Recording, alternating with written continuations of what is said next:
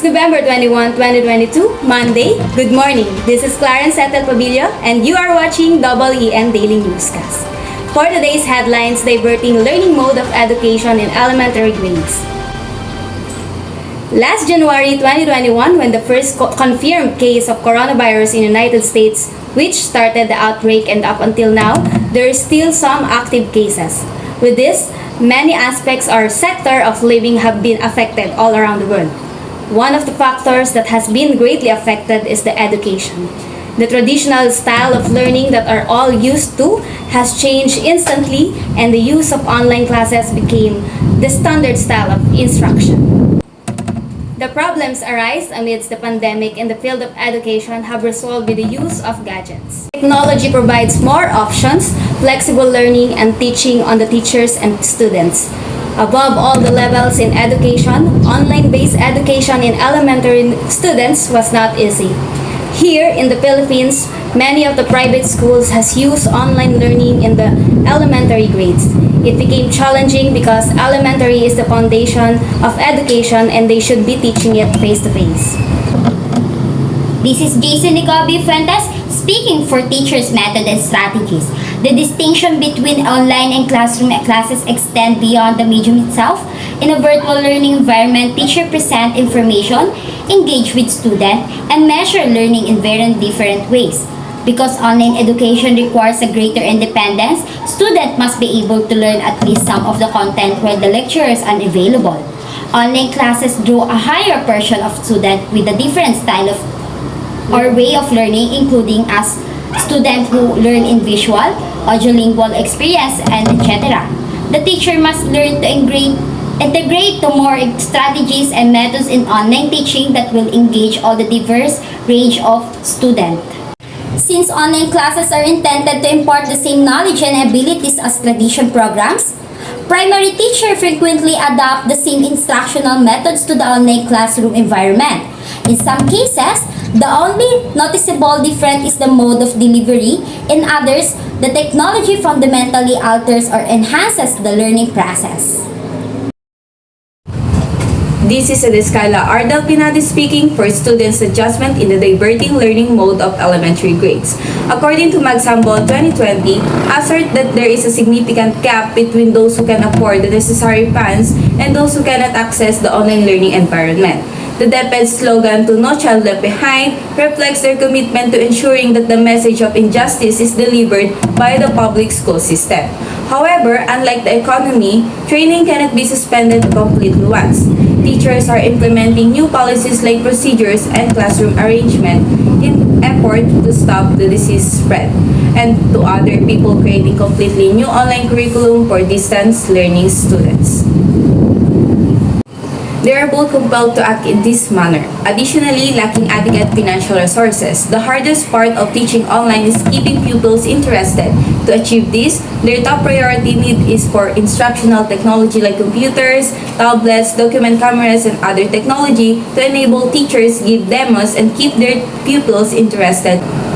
The e-learning environment like synchronous and asynchronous communication, the instructor's traits like teaching styles, and technology control, and the course and its contents like well-designed course, clear and flexible course, structure, relevant and interactive content have been reported as quality factors affecting students' satisfaction. To have a quality of the online course, it also needs a good and mannered instructor. Not only good for online learning, also to help students, well along with training provided by instructors, decrease students' anxiety in online technologies. According to Bates and Casaune 2004, and students become more motivated and self-confident as a result. This is Irish Nicole Carolia speaking for the Parents or Guardian Adjustment on Learning Modality. The learning modality during the pandemic was very new to everyone, especially to the parents or guardians, since they are the ones who will take a big part in the new normal setup of their child. Learning will be moved to the student's home, and parents or guardian will somewhat take on the role as a teacher. Parents help their child to adjust to the new mode of learning because this is a learning experience for the parent in addition to the student. Parents need to know what is expected of them as a parent and what is expected of the students. Since the student does not have a learning materials just like in traditional school, the parents take on the structural role. According to Stray Talmier, parents and guardians are also trying to adjust about the new normal mode of learning and the use digital tools in learning. In addition, some parents and guardians are also learning how to navigate new platforms and adapt to school in new mode of learning. And for the teacher's adjustment, as classroom move online to prevent the spread of the novel coronavirus, elementary school teachers have scrambled to find ways to engage students at challenges they face even in the classroom. Scrambled. Because of the transition from traditional to virtual classroom settings, many teachers now face the difficulties. According to NC State University, the sudden switch to online classes has been challenging for students and instructors. Instead of lecturing or learning in a classroom, people found themselves working and learning from home. Concerns included locating a reliable Wi-Fi connection, finding a space to set up a home office that was private, quiet, and well-lit, and learning to work around the schedule of your family and or housemates. Beyond process consideration, there was also an emotional toll for many instructors and students. Lecturing to a sea of digital faces on Zoom offered little feedback for instructors, and students reported feeling isolated and demotivated. As a result, on the study of Tiago and Luma Penet revealed that the teachers were sometimes challenged by resources and their physical readiness. In addition, teachers are often having a challenges on their psychological readiness. After gathering some literatures and studies of other related research to which the present study is related or has some bearing and similarities, we will go now to the summary of the findings. The diverting learning mode of elementary grades in private school in terms of strategies and methods of teachers, educators adopted a different kind of strategies and method of teaching to be able to immerse in an online mode of teaching. These new teaching strategies and method aid the learning process through the creation of framework and guidelines as the support for the learning of the student in the online setting. The diverting learning mode of elementary grades in private schools in terms of students' adjustments in learning modality, students have managed to adapt the learning environment from their satisfaction, impacted by factors linked to course quality as well. The e-learning environment, the instructor's traits, support from peers, friends, or family is one of the elements. The course and its content have been reported as quality factors and has an impact on how satisfied students are with their online education. The diverting learning mode of elementary grades in private schools in terms of parents or guardians adjustment in learning modality, they have done their best to adapt their situation to better provide for the big role and responsibilities that have placed on them. Having this new adjustment, the parents guide and support motivated the child on their new normal learning. The diverting learning mode of elementary grades in private school in terms of teachers' adjustment in learning modalities. Educators have managed to adapt teaching environment, learners, and the teaching process.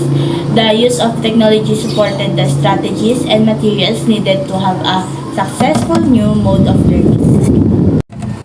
To conclude, the use of technology and diverting mode of learning this pandemic has a positive and negative impact on students, teachers, and parents as well. Everyone has come to adjustments to be able to connect with the needs in virtual. Advancements of technologies have helped everyone to cope up and continue learning despite the global epidemic. Further, the diverting learning mode of elementary grades in public schools in terms of strategies and methods of teachers are the techniques that helps online learning to be more engaging, fun, collaborative, and be successful. While in students' adjustment in learning modality, learners have become flexible, develop technology skills, improve self-discipline, and independent learners. In addition, the parents or guardian adjustments in learning modality have been advantaged as the school from home approach has allowed parents to keep on close eye on the interpersonal and communication skills being taught to their children. E-learning materials have been embraced by parents as they empower their kids with this cutting-edge idea. Lastly, teachers' adjustment and learning modality. Educators are aware of the fundamentals of learning or online learning, which is defined as learning that is carried out through internet, resources, and variety of technology. To demonstrate how online learning is being used in real-world settings, particularly in elementary schools, it is not sufficient. The COVID-19 pandemic situation has demands to change in learning mode of all teachers. The only available learning system is online learning, and there are no other options in terms of how continue the education system amidst the pandemic. The ability to teach learners in an emergency through online learning is made possible by the use of and help of the advancements of technologies. From future elementary educators of 3 once again I am Clarence Etansi Pabilio. Once again, I am Irish Nicole Carolio. Once again, I am Edescarla Ardel Pinado. Once again, I am Jason Nicole B. Fuentes. This includes our report. Thank you for being with us.